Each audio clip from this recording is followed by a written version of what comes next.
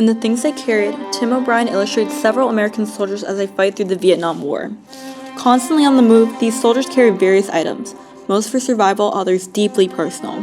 O'Brien uses symbolism and syntax to convey the physical and emotional burdens of young soldiers in the Vietnam War to reveal the deeper truth of war, that its heaviest weight is not carried on the body, but in the mind and in the heart. Early in the story, O'Brien uses symbolism to convey that items have both physical weight and cause emotional damage by introducing Lieutenant Jimmy Cross and his letters from a girl named Martha. O'Brien writes that the letters weighed 4 ounces, a small yet significant detail that reveals how Cross's emotional attachments come across as tangible burdens.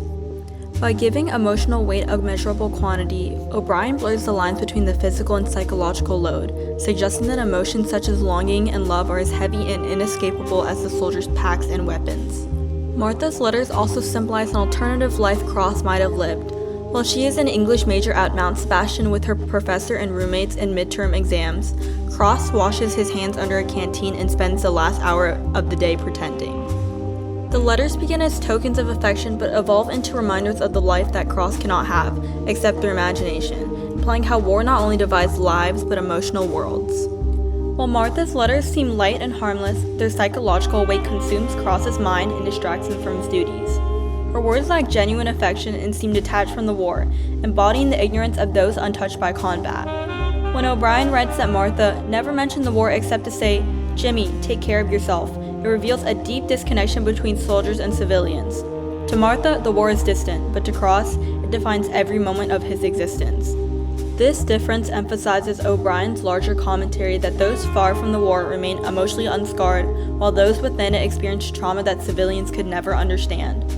Research from the U.S. Department of Veterans Affairs supports O'Brien, finding that Vietnam soldiers face nearly 4 times the risk of PTSD, nearly double the risk for depression, and more than 2 times the risk of psychological distress compared with non-theater veterans. These statistics reinforce that those who experience war internalize psychological weight in ways civilians can barely comprehend, as seen in the emotional detachment between Martha and Cross.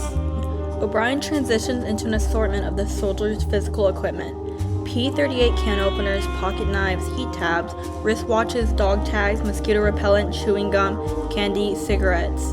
Each man's individuality is reduced to a few items and weights, yet within those objects lie traces of personality, fear, and memory. Even ordinary items, chewing gum, candy, cigarettes, reveal that the soldiers desire to cling to fragments of normal life. These details humanize the men, emphasizing that beyond the weapons and war, they are young men who yearn for a sense of comfort. Continuing with their sense of normality, O'Brien elaborates on what necessity means for the soldiers, listing the personal items they carry that reflect their identities. Depicting these necessities, he writes, Norman Bowker carried a diary, Rat Kiley carried comic books, Kiowa, a devout Baptist, carried an illustrated New Testament. Through these details, O'Brien reveals that these possessions anchor the soldiers to who they were before the war. Norman Bowker's diary represents a need to preserve individuality. Kiley's comic books offer escape, while Kiowa's New Testament reflects faith and moral grounding. As they struggle through the war, each man finds that the emotional weight he carries from his intimate possessions is inseparable from his physical gear.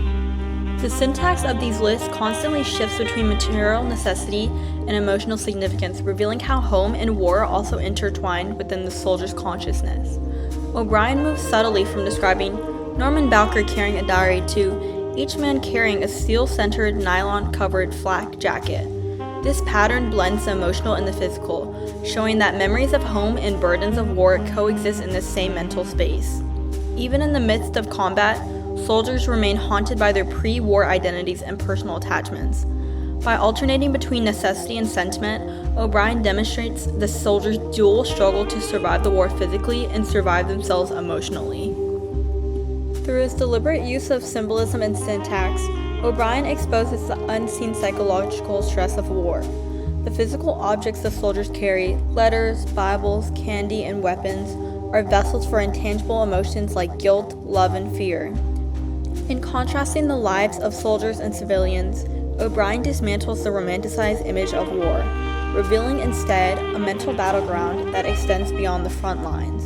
By intertwining physical and emotional burdens, O'Brien suggests that the truest weight of war lies not in what soldiers pack on their backs, but in what they cannot set down, the memories that follow them home.